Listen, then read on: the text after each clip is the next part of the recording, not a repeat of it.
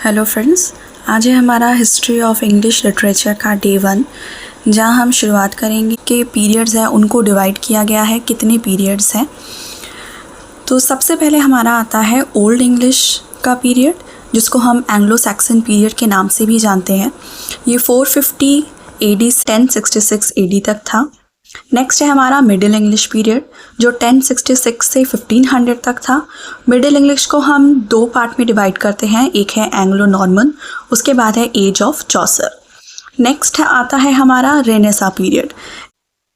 Renaissance period को हम 4th part में डिवाइड करते हैं, जो खुद बहुत लंबा था। 1500 से 1600 तक इसका टाइम पीरियड है। इसमें सबसे पहले आता है एलिजाबेथन पीरियड, जो 1558 से 1603 तक था। नेक्स्ट है जैकोबियन पीरियड, जो 1603 से 1625 तक था।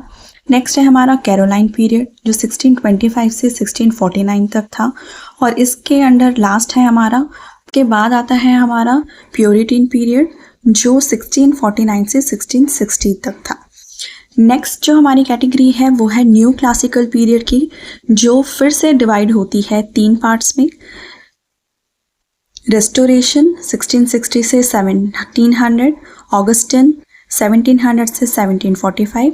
नेक्स्ट है हमारा एज ऑफ सेंसिबिलिटी, जो 1745 से 1785 तक था।